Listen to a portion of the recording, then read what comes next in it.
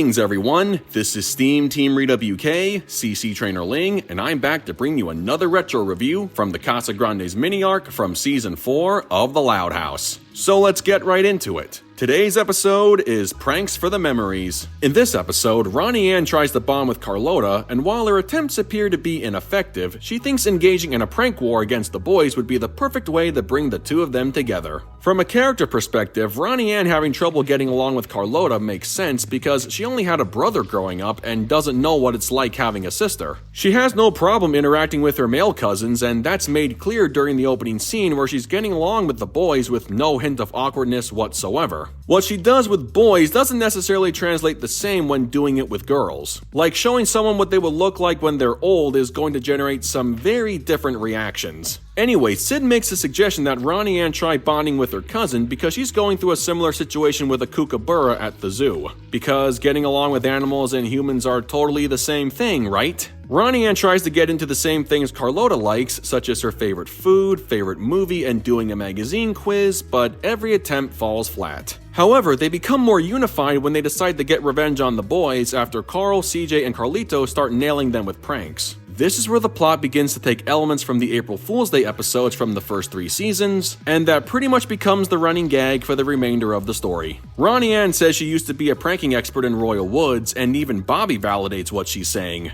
Given the many past examples from episodes like April Fool's Rules and Shell Shock, she definitely wasn't lying. So Ronnie Anne and Carlota set up a bunch of pranks for the boys to walk into, but their traps fail to go off as intended. Not only do the boys find a way around them, but the girls end up falling victim to their own pranks, as well as getting caught up in the pranks set up by the boys. It's revealed that Bobby had been helping the boys all along after the girls got a phone call about the Mercado being closed when Bobby was supposed to be downstairs working. While this does explain why the girls' pranks backfired on the surface, it's never really explained how Bobby was able to prevent the pranks from going off in the first place, not to mention setting up a few of his own as a way of turning the girls' pranks against them. For example, that pie was spring-loaded to go off the moment someone opened the fridge, so I don't see how anybody would have been able to avoid the impending prank. My only guess is Bobby knew how his sister operated when it came to pranking because he used to be a victim of her antics. He probably wised up to what she was doing over the years and learned how to spot a prank and stop it from going off. Logically, that's the only explanation I can think of, but much like the pranks Luann pulls on her family, having a little exposition to how these traps are set up would be much more satisfying than just chalking it all up to the typical response of, "It's a cartoon and it doesn't always have to make sense, so just roll with it."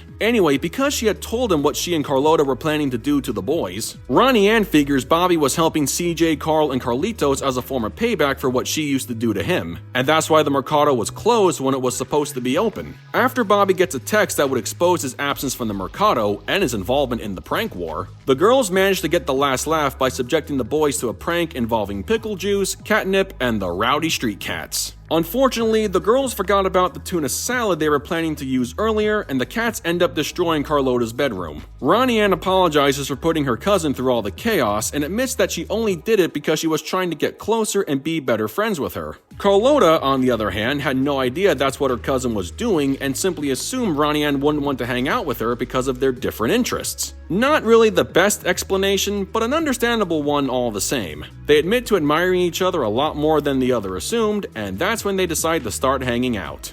Oh, and Sid managed to befriend that kookaburra at some point during the episode. This makes absolutely no sense because her picture shows that it's daytime and the events of the episode took place at night. Say it with me, people. Consistency! Overall, this episode does an okay job at developing Ronnie Anne and Carlota's relationship. They start off as super awkward, but eventually grow to be just as close as Ronnie Anne is with her male cousins. The prank montage was fairly decent by Loud House standards, and Ronnie Anne's history regarding it played a key role in the story for both her relationship with her cousin and her older brother. Even though it probably doesn't take place in the month of April, this is as close to a prank-filled April Fool's Day episode as it gets without officially being labeled as such. It really makes you wonder how different things would have been if Luann had shown up. Now that would have been quite the prank war, and maybe it would have made the episode a lot more entertaining. One can only imagine. With that said, I give Pranks for the Memories a 7.7 out of 10. Well folks, that concludes my review of Pranks for the Memories. So I gotta ask, what did you guys think of this episode? Sound off in the comments below, and be sure to click that subscribe button for more Loud House related content. That's going to do it for me. I'll catch you guys for the next video, but until then, this is SteamTeamRedubUK, CC Trainor-Ling, signing off. Peace out, home slices.